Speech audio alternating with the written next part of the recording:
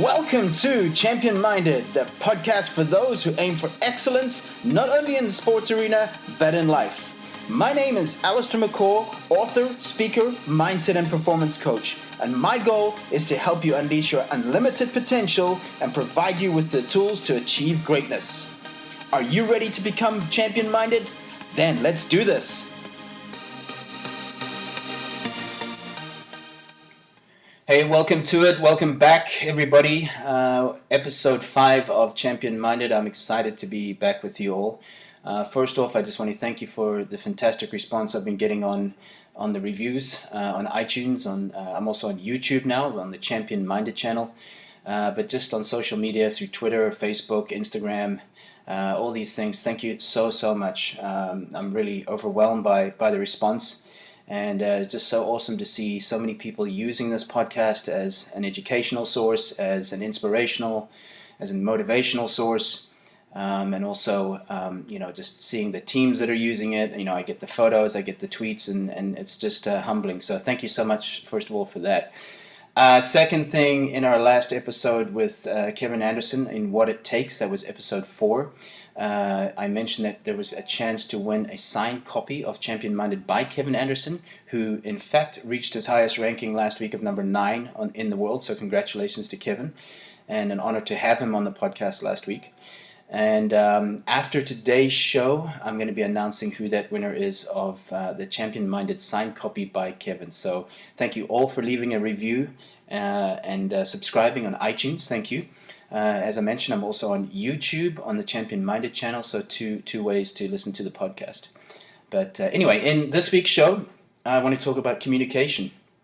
And I think it's something I learned from a very young age, growing up in a family environment, growing up in South Africa, that my family, I was very lucky that my family communicated well. It's something my father always got through to us, is that successful relationships, be it in business, be it in sports, be it in teams, be it in relationships in marriage or with boyfriend, girlfriend, whatever it may be, it comes down to great communication. And, it's something that's not always easy. There's not always easy things to get across and tell somebody, but it's so important to communicate your feelings. But, here's the thing. Number one, there's the timing of communication. When you're going to say that thing. Is it the right time? And with regards to that, especially in a team environment, a teammate might be irritating you, or there might be something that's not being done, or they're not living up to the culture that you live by in your team environment. Well, there's a timing to that. Have empathy. Think about, is it the right person? Is it the right time for this person to receive that message? I think that's such an important thing. You never know what someone else is going through in their life at that time. They could be under a lot of stress. They could be under a lot of pressure.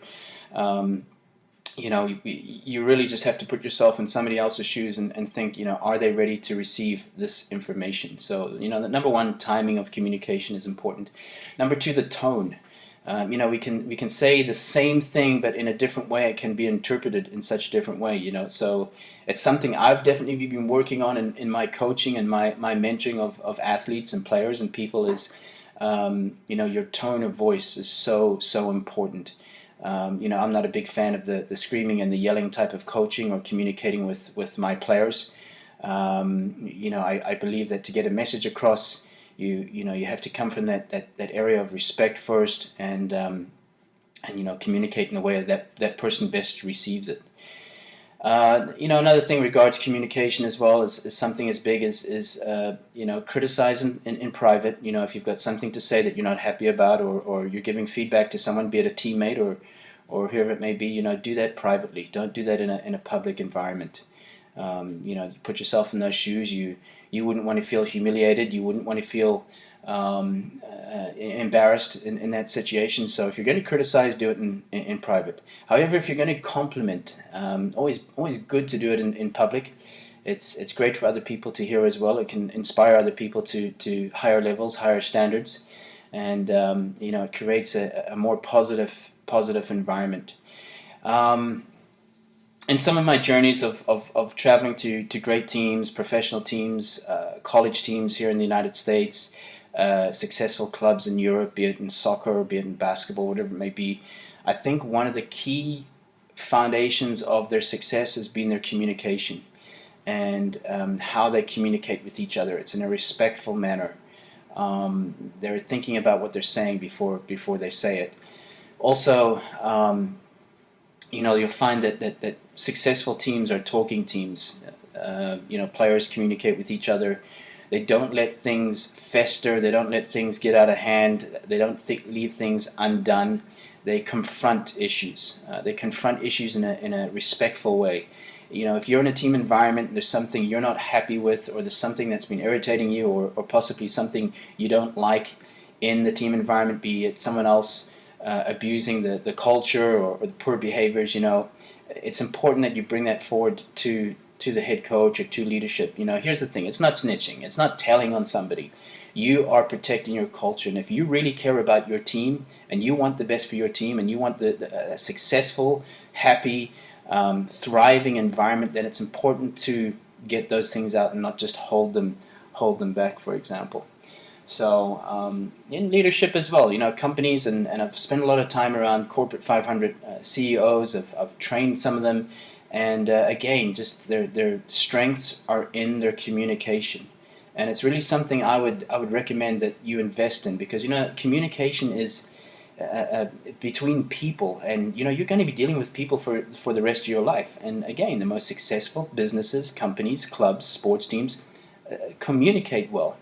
Here in the United States, we have the NBA team, the San Antonio Spurs, which is led by Greg Popovich, and I was listening to a podcast of his where he said, one of the strengths and successes of our culture over the years has been communication. We all communicate well. We eat together. When we travel together, we make sure we're having conversations without our earphones in and telephones on the table. All those small things that create relationships. I want you to aim to create relationships within your team. Put away the phone at dinner time. Put away the phone when you're speaking to somebody. It's a sign of respect. When you're standing there looking at your phone, speaking to somebody, you're telling them that person on your phone is more important than they are, or whatever you might be looking at. So it's a form of respect. Become a great communicator. Here's another thing about communication. Communication is about great listening, not talking.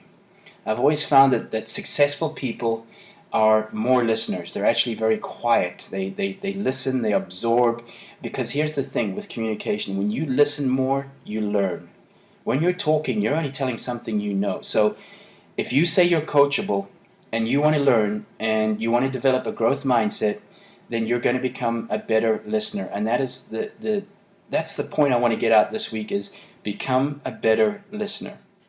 When you become a better listener, you're going to open up a whole new world of learning, of seeing things differently, of being a more interesting person as well, because you've had the ability to listen, absorb, and take it all in. So I encourage you this week to work on your communication skills. Listen well. Let other people finish what they're going to say. Let them get out what they're going to say, because you might be missing some vital information if coach is talking or whoever it may be, and you keep butting in, or you're in the mind, you're thinking about what you want to say. Well, that's not great listening. So anyway, that's all I want to speak about this week. I know it's a very short one, but it's about communication, as I said, and I can really tell you right now, the most successful teams, the most successful environments that I have visited or been in comes down to effective, clear, consistent communication. They are talking. A successful team is a talking team, and that's the message I want to leave you with this week in episode 5. So guys, that's it for this week. Thank you again for joining me on the Champion Minded podcast. If you remember at the beginning of the show, I mentioned I would announce this week's winner of the signed copy of Champion Minded from Kevin Anderson, who was our guest on episode 4. What we asked was that you subscribe on iTunes and leave a review, and Coach Betts, you are this week's winner. So Coach Betts, if you're out there, please send us an email at mccallmethod@aol and send us your shipping address, and we will get that book out to you. So congratulations, Coach Betts.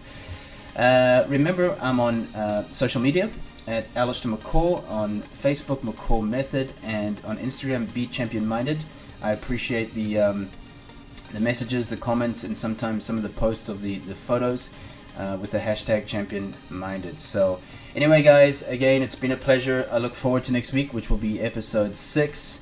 And until then, stay champion minded, my friends.